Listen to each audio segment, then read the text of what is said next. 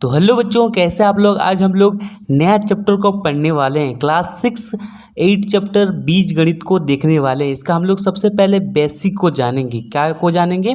Basic को जानेंगे। ठीक है, बीज गणित में होता क्या है, बीज गणित किसे कहते हैं और बीज गणित में हम लोग को क्या करना पड़ता है, किस तरह के मैथ को बनाना पड़ता है, उसको हम लोग सबसे पहले देख लेंगे। ठीक है, तो चलिए फटाफट हम लोग वीडियो को शुरू करते हैं। तो सबसे पहले बच्चों लिखिए क्लास 6 JCRT बुक बीजगणित इंट्रोडक्शन चैप्टर नंबर 8 को आज हम लोग देखने वाले हैं। तो सबसे पहले देखिए यहाँ पर बीजगणित का इंट्रोडक्शन लिखा हुआ है। बीजगणित किसे कहते हैं? गणित की वह शाखा, देखिए गणित की वह शाखा है जिसमें संख्याओं के स्थान पर चिन्हों का प्रयोग या फिर संख्याओं और चिन्हों दोनों का प्रयोग एक साथ किया जाता है। मतलब इसका समझिए। ठीक है, यहाँ से जो यहाँ तक ये जो डेफिनेशन लिखा है इसको आपको लिखना बिल्कुल नहीं है, आपको बस समझना है। बीजगणित कैसे कहते हैं? देखिए बीजगणित में हम लोग का ये संख्या सब भी आता है, जैसे x हुआ, y हुआ, z, a, b, c। ठीक है, इस तरह की संख्या को हम लोग क्या बोलते हैं? बीज गणित में इस तरह की संख्या को बनाते हैं। जैसे देखिए यहाँ पर 5x + 4y, इस तरह की संख्या को देखते हैं ना। ठीक है, अब जैसे यहाँ पर 6x + 7y, इस तरह की संख्या को देखते हैं ना। तो इस तरह का जो मैथ होता है उसको हम लोग क्या बोलते हैं? बीज गणित बोलते हैं। यानी कि ये जो जितने भी मैथ आते हैं वो किसके अंडर में आते हैं? बीज गणित के अंडर में आते हैं। ठीक है, समझ में आ रहा है? चलिए अब इसके बाद देखिए बीज गणित के बाद हम लोग का जो सेकंड टॉपिक है हम लोग का चर। ठीक है, देखिए चर हम लोग का सेकंड टॉपिक है। तो देखिए बच्चों आपका बुक में दिया हुआ है चर, वेरिएबल। चर को हम लोग इंग्लिश में क्या कहते हैं? वेरिएबल कहते हैं। तो चलिए इसको हम लोग क्या करते हैं? समझ लेते हैं चर किसे कहा जाता है। ठीक है, तो सबसे पहले देखिए अपनी कॉपी में यहाँ पर चर को इंग्लिश में क्या कहते हैं? वेरिएबल। ठीक है, जो यहाँ पर आप दिखाई दे रहा है x और ये y, ये जो x लिखा हुआ है यहाँ पर बच्चों, यहाँ पर जो x लिखा हुआ है इसको हम लोग क्या कहते हैं? चर कहते हैं। और ये जो y लिखा हुआ है इसको हम लोग क्या कहेंगे? ये भी हम लोग का चर होगा। ठीक है, अब दूसरा इक्वेशन देखिए ये वाला, इसमें ये जो x है ये हम लोग का क्या होगा? चर होगा। ये जो y है ये हम लोग का क्या होगा? चर होगा। मतलब समझ जाइए। ठीक है, जो यहाँ पर 4 के पीछे में x, y, z, जितने भी जो पीछे में जो संख्या लिखे जाते हैं ABCD वाले, वो क्या होते हैं? चर होते हैं। क्या होते हैं बच्चों? चर होते हैं। ठीक है, तो बताइए यहाँ पर चर कौन सा होगा? यहाँ पर चर तो x होगा क्योंकि x एक चर है। समझ में आ रहा है? और n ये भी हम लोग का क्या होगा? चर होगा। ठीक है, तो देखिए अब चर होने के बाद चर का भी कोई डेफिनेशन होना चाहिए जिसका वैल्यू फिक्स ना हो। ठीक है, जिसका वैल्यू फिक्स ना हो उसे हम लोग क्या कहते हैं? चर कहते हैं। अब देखिए हम लोग जब x का अगर मान निकालते हैं तो कभी हम लोग का x का मान 1 निकलता है, कभी हम लोग का x का मान 2 निकलता है, कभी हम लोग का x का मान 3 भी निकलता है। ठीक है, यानी कि फिक्स नहीं रहता। x का मान कभी हम लोग का 1 निकल भी सकता है, कभी 2 भी, कभी 3 भी निकल सकता है।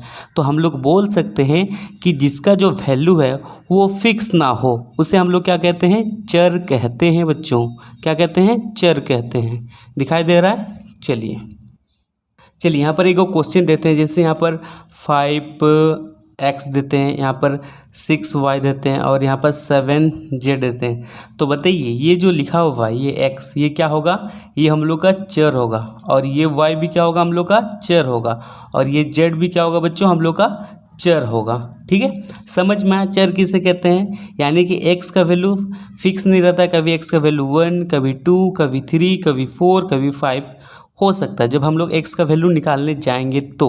ठीक है, चलिए ये तो हम लोग चर का बात कर ले। अब हम लोग अचर का भी बात करेंगे। अचर मतलब होता है कांस्टेंट। ठीक है, अचर को इंग्लिश में क्या कहते हैं? कांस्टेंट कहते हैं। ठीक है, जिसका वैल्यू फिक्स हो, जिसका वैल्यू फिक्स हो। जैसे 5, 4, 3, 1/7, 2, -2 और 0, ये फिक्स होता है।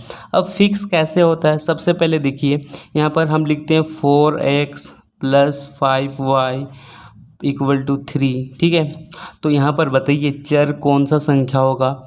ये जो हम लोग को 4, x के आगे में जो 4 दिखाई दे रहा है ये हम लोग का हो जाएगा अचर। क्या होगा बच्चों? अचर। ये जो 5 दिखाई दे रहा है ये हम लोग का क्या हो जाएगा? अचर। ठीक है, ये जो 3 हम लोग का क्या होगा, अचर। समझ में आ रहा है, आ रहा है ना। जो x है वो क्या है, हम लोग का चर, ये y हम लोग का चर। ठीक है, और एक क्वेश्चन देते देखिए यहाँ पर 5z + 6y + 9x। अब बताइए इसमें से कौन सा अचर होगा। ये जो 5 है ये हम लोग का अचर होगा, ये जो 6 है ये भी हम लोग का अचर होगा, और ये जो 9 है ये भी हम लोग का क्या होगा, अचर होगा। इसका वैल्यू चेंज नहीं होगा। ठीक है, जैसे देखिए यहाँ पर 5 है, 5 को हम लोग बदल सकते हैं 4 लिख के, नहीं ना, ये 5 है तो 5 ही रहेगा। ठीक है, बदलेगा नहीं। तो यहाँ पर हम लिखें डेफिनेशन में, जिसका वैल्यू फिक्स हो, क्या हो, जिसका वैल्यू फिक्स हो। ठीक है, 5 तो 5 ही रहेगा, 6 तो 6 ही रहेगा, 9 तो 9 ही रहेगा। ठीक है, उसको हम लोग क्या कहते हैं, अचर कहते हैं। क्या कहते हैं, अचर कहते हैं।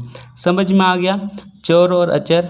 ठीक है, जिसको चर कहते हैं, बताइए चर, ये जो ABCD वाला जो वैल्यू होता है उसको हम लोग क्या कहते हैं, जो हम लोग का टॉपिक है चर का प्रयोग। चर का प्रयोग कैसे करेंगे, देखिए यहाँ पर एक क्वेश्चन लिखा हुआ है, वह संख्या ज्ञात कीजिए जो 1 से 8 अधिक है। यानी कि 1 से कितना अधिक है, 8 अधिक है। अधिक मतलब हम लोग क्या, कौन सा चिन्ह का प्रयोग करते हैं, प्लस चिन्ह का प्रयोग करते हैं। तो हम लोग का जो ये होगा x + 8 हो जाएगा। यानी कि ये जो x है हम लोग का क्या है बच्चों, ये हम लोग का चर है, और ये 8 हम लोग का अचर है। ठीक है, समझ में आ गया। ठीक है, इस तरह के क्वेश्चन आपको मिलेंगे तो आप आसानी से सॉल्व करेंगे। वह संख्या ज्ञात कीजिए जो 1 से अधिक है बोल रहा है, तो 1 से अधिक कितना, 8 है, यानी कि x + 8 होगा।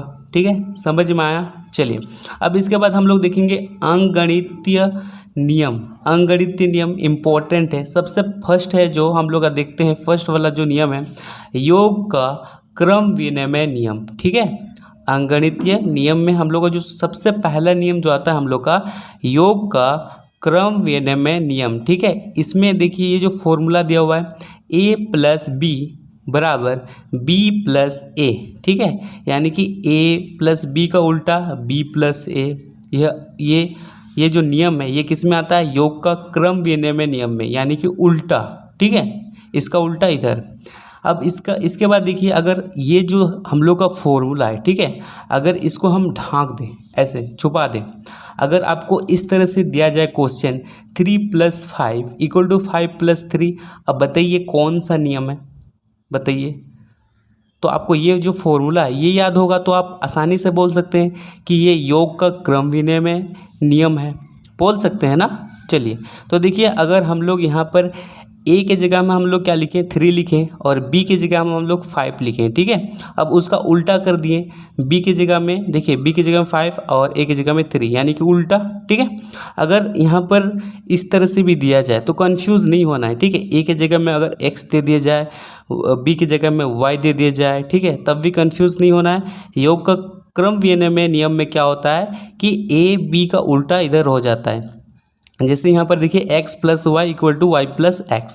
ठीक है, अब बच्चों देखिए सेकंड जो हम लोग का है, गुणन की क्रम विनिमयता नियम। ठीक है, गुणन की क्रम विनिमयता नियम। ठीक है, थोड़ा सा प्रोनाउंसिएशन में अच्छा नहीं हो रहा है, कोई बात नहीं, हम लोग पहले समझ जाएंगे। ठीक है, तो देखिए सबसे पहले इसमें गुणन बोला गया है। क्या बोला गया, गुणन। इसमें योग बोला गया था, योग यानी कि जोड़ था बीच समय, इसमें गुणन बोला गया है यानी कि गुना होगा।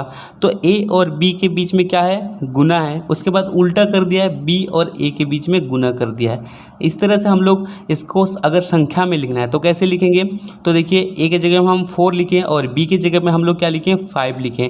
इसका उल्टा किए 5 × 4। ठीक है, ये गुणन की क्रम विनिमयता का क्या है, नियम है। अगर इसको दूसरा प्रोसेस में अगर लिखने खोजें, जैसे a के जगह में हम लोग x रखेंगे, b की जगह में y रखेंगे, तो सेम कंडीशन हम लोग का होगा x × y। ठीक है, उल्टा, इसका उल्टा इधर होगा। समझ में आ गया ये वाला। ठीक है, पहला हम लोग ये 1 नंबर वाला पढ़े, अब दूसरा ये नंबर वाला पढ़ेंगे, अब पढ़ लिए। अब इसके बाद तीसरा नंबर देखिए, तीसरा नंबर में क्या है, संख्याओं का वितरण नियम।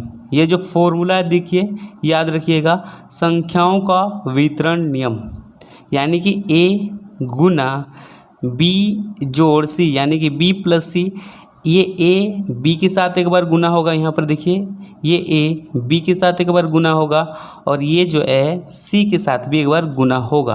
और इसको संख्या में कैसे लिखेंगे, देखिए 3 4 से एक बार गुना होगा, यहाँ पर देखिए 4 से गुना हुआ और 3 जो है वो 6 से भी गुना होगा। ठीक है, इधर फैला के लिखे हैं, समझ में आया।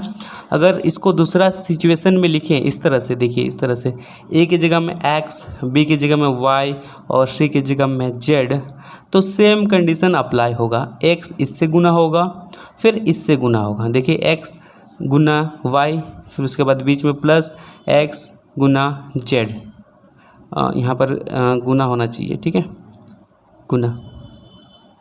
समझ में आ गया बच्चों किस तरह से बना रहे हैं। चलिए अब चलते हैं 4 नंबर की तरफ। अब देखिए बच्चों 4 नंबर में योग बोला है, योग मतलब समझिए जोड़ होगा।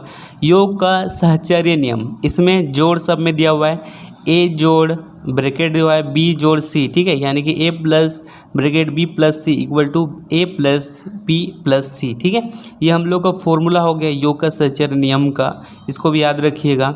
इसको अगर नंबर में लिखना चाहें तो इस तरह से लिखेंगे। ठीक है, इस तरह से लिखेंगे, ए की जगह में 3 लिखें, बी की जगह में 5 लिखें और सी की जगह में 4 लिख दिए।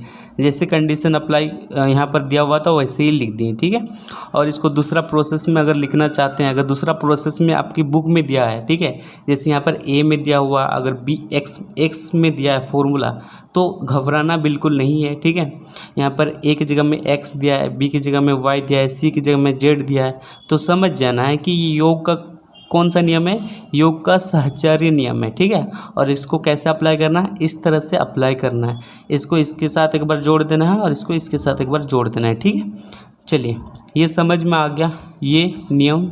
अब इसके बाद लास्ट हम लोग का नियम है, इसमें योग नहीं होना चाहिए, इसमें गुणन होना चाहिए। ठीक है, गुणन लिखिए, गुणन का, चलिए गुणन का साहचर्य नियम। ठीक है, ये लिखिएगा। इसमें सेम ये कुछ नहीं करना है, बस प्लस की जगह में जोड़ गुना कर देना है। देखिए यहाँ पर गुना, फिर यहाँ पर गुना, फिर सब में गुना कर देना है। ठीक है, सेम ही है लेकिन यहाँ पर सब में, यहाँ पर देखिए योग बोला था तो सब में हम लोग क्या किए, जोड़ किए थे, और यहाँ पर गुना करना यानी कि गुणन बोला है यानी कि गुना करना है। योग का साहचर्य नियम में हम लोग को क्या करना है, गुना करना है। ठीक है, अब 5 को नियम आप लोग को याद हो गया होगा। ठीक है, इसको कॉपी में फटाफट आप लिख लीजिए। अगर वीडियो अच्छा लगा तो वीडियो को जरूर लाइक कीजिए। मिलते हैं नेक्स्ट वीडियो में, आज के लिए बस इतना ही। जय हिंद, जय भारत।